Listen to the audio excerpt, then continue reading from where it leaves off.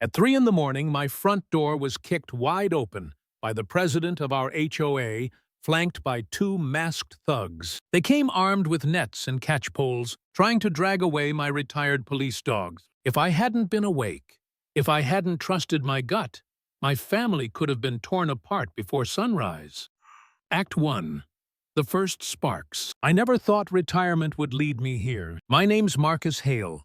20 years on the force, 15 of those as a K9 handler. Titan and Nina, my German Shepherd partners, weren't just dogs.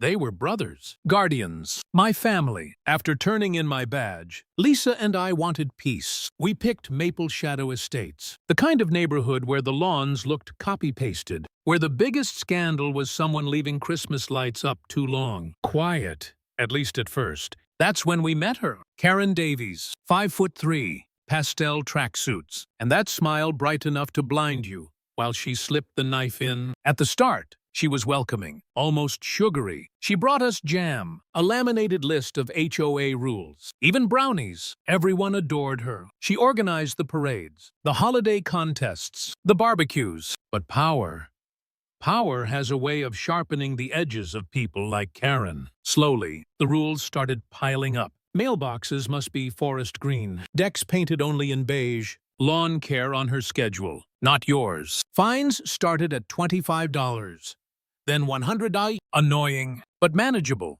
Nobody wanted to argue with the nice lady who worked so hard. The mask slipped when she came after my deck. I'd spent 2 days staining it cedar, a warm color Lisa loved. Karen slapped a fine on my door, unapproved shade. And when I confronted her, expecting reason, she spoke to me like I was a toddler, condescending, cold. That was the first glimpse of who she really was. From there, it spread. Neighbors were told to tear down basketball hoops, dismantle memorial gardens for lost children. Fear grew like mold. People kept their heads down, because the second you fought back, you were marked.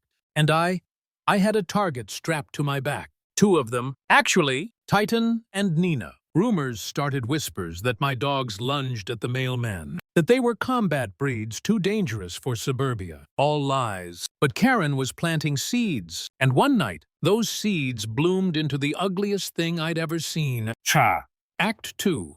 Escalation and the twist. It was 3:17 Mimi. When Titan's low growl pulled me from sleep, not barking just that deep, vibrating warning only handlers recognize. I crept downstairs, bare feet cold against the floor, my mag light in hand. The dogs stood side by side, muscles coiled, eyes locked on the front door. Then came the scraping, metal against the lock, a frustrated snap, and finally a kick that splintered the frame. The door flew open, and there she was, Karen Davies, HOA Queen of Maple Shadow, in a pink tracksuit, tactical flashlight in one hand, and behind her, 2 goons in black with nets. There they are, she hissed, eyes burning into Titan and Nina. Secure the assets. I stepped into the light, fury steadying my voice. Karen, what in God's name do you think you're doing? She didn't even blink, just waved a piece of paper like it was a holy writ. Emergency board vote. Effective midnight. All combat breeds are banned. These animals are hereby seized for relocation. One of her thugs lunged with a catch pole. Titan hit like lightning, jaws snapping the pole clean in half. The man froze, realizing he'd just picked a fight.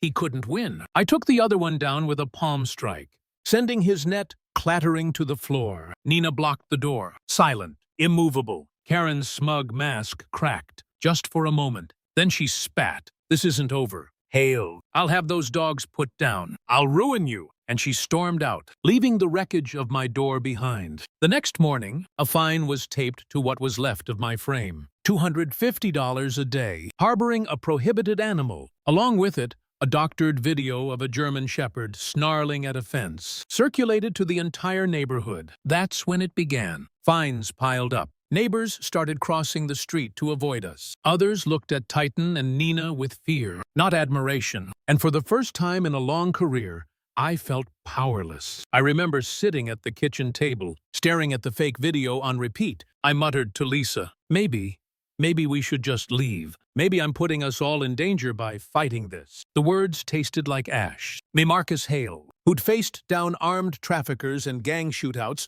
ready to run from a suburban dictator. But then Titan nudged my hand with his nose, Nina pressed against my leg, and Lisa, God bless her, looked me dead in the eye and said, "If you quit now, you'll regret it for the rest of your life." That snapped me out of it. If Karen wanted a war, she'd damn well get one. So I called Dylan Vega, old Marine buddy, tech wizard, the kind of guy who could build a surveillance rig out of duct tape and a Pringles can. He turned my home into a fortress.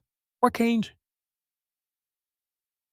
Vision cameras, infrared tripwires, everything feeding to a secure server. But Dylan didn't just bring tech. He brought truth, hacking through HOA records. He uncovered payments to a company called Shadow Guard Solutions. And those payments traced straight to the commissary account of a prisoner, Anthony Mad Dog DeMarco. I froze when I saw the name. DeMarco was mine. 10 years ago, my old K9 Rex found the weapons cache that put him away for life. In court, DeMarco had glared at me and mouthed 2 words, "I'll remember."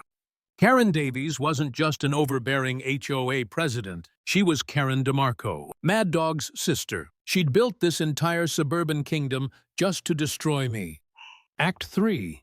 The Trap and the Fall. Dylan tracked the stolen dogs to an abandoned kennel called Pampered Pooch. His drone revealed dozens of shepherds and Malinois inside, including Kilo, a state police K9 who'd vanished months earlier, and there was Karen herself, overseeing the loading of crated dogs into a white van. We had everything. Location, video, faces. I was seconds from dialing 911. When my burner phone buzzed, a photo lit the screen, an official euthanasia order for Titan and Nina, signed by a county judge, scheduled for the next morning. My blood went cold. This whole kennel operation was a decoy. The real kill shot was aimed at my family. If I called it the cops now, Karen would make bail, and the order would still go through. She'd outplayed me again. Unless I flipped the board. We staged a show, packed the car, waved sadly to a spying neighbor, drove off like we were fleeing town. In reality, Dylan wired the house like a movie set. Floodlights, cameras, live feeds. Every phone in the neighborhood would buzz when we pushed the button. Morning came. Right on cue, animal control arrived. The rookie, Evans, knocked, peered through windows, found nothing. He left? Perfect. 10 minutes later, Karen's goons crept into my yard, bolt cutters in hand. They broke my fence, splintered my back door, and slipped inside. "Now, Dylan," I whispered into my mic. The yard exploded in light. 4 industrial flood beams turned night to noon. At the same second, every phone in Maple's shadow buzzed. Live home invasion. Hail residents.